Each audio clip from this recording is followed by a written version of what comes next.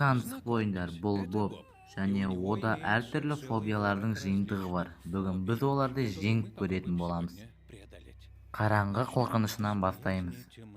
Қараңғыда адамдарды белгісіздік қорқытады, және ми қорқынышты қауіптерді елестетеді. Осыған бірінші реакция болатын адреналин ойнауы. Бобтың қарашығы 7 мм-ге дейін ұлғаяды, өйткені көп жару өткізу үшін және қараңғыда жақсы көру үшін. Ал пульс болса, минутына 160 рет соғады. Бұл шығытты қанмен толтырады, қашуға және шайқас үшін. Бірақ Боб қаншалықты ұзақ стресстік күйде болса, соншалықты жүрекке ауыр тиеді. Бұлай қорықпа, Боб. Осы жағдайға басқа қырынан қара. Мысалға, 1000 метр биіктіктен.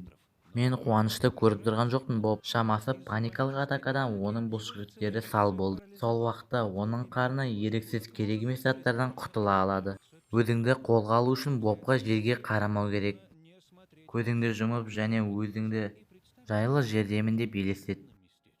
Қосымша есігі, терезелері жоқ, 4 шаршы метрі бар осы әдемі бөлме туралы қалай қарайсың, Боб? Саған не ұнамай тұр?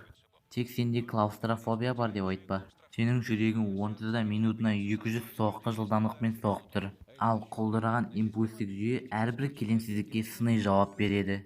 Инсультті жақындатып, жарайды, саған жеткілікті сияқты. Сен өзіңді тамаша көрсеттің.